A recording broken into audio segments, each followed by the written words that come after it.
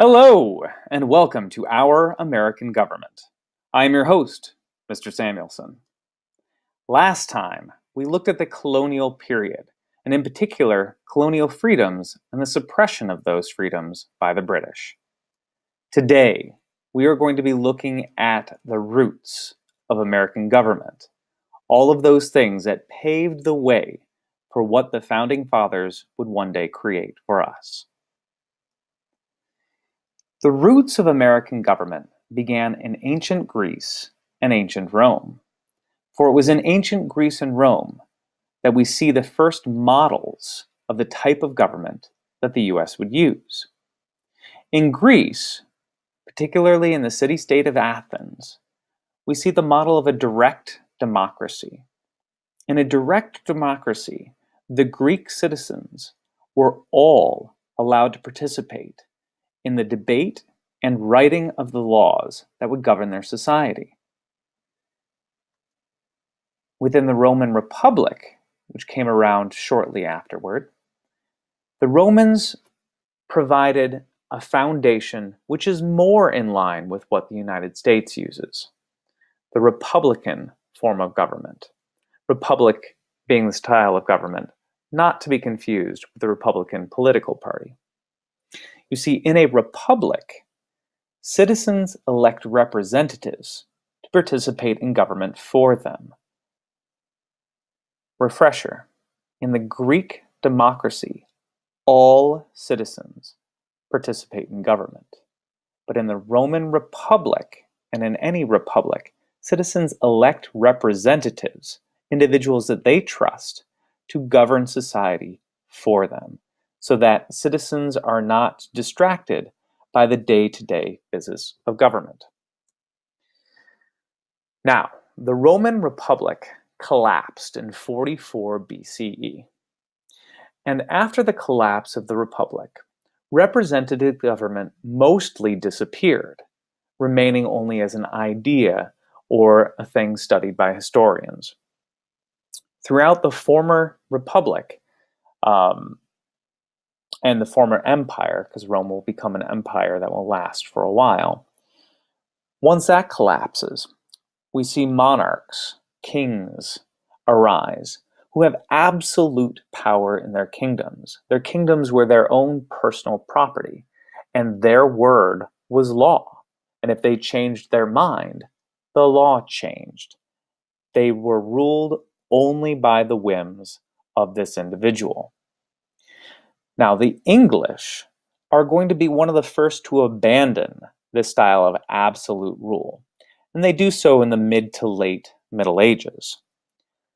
To be specific, they do so when they limit their monarchy in 1215 CE. In 1215 CE, King John was seen by several of his nobles as an unjust ruler, and as one who did not wield his absolute power well. And so they used their own military might to force King John to sign the Magna Carta, or the Great Charter.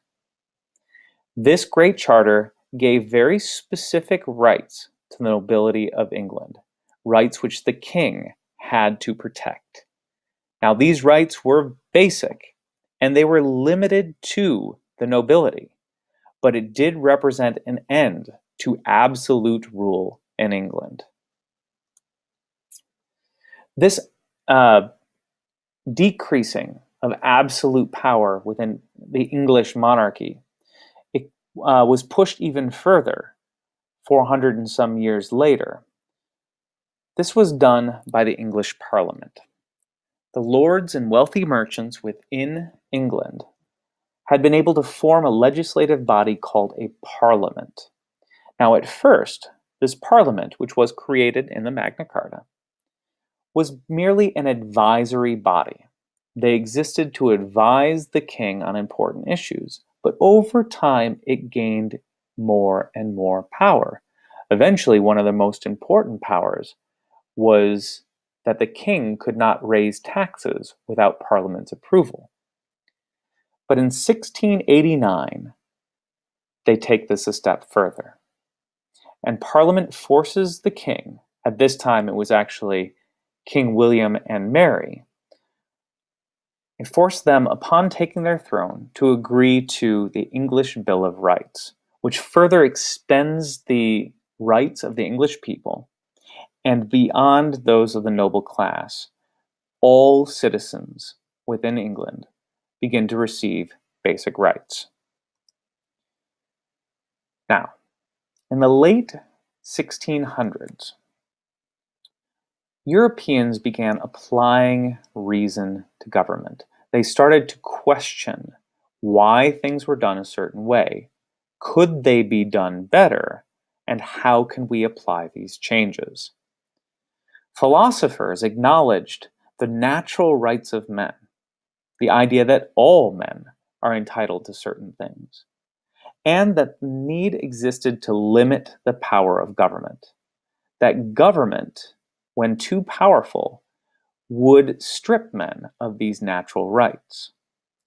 When people began to think this way, and began to think that their governments existed to serve them rather than they to serve their government, we transition into a period of time known as the Enlightenment.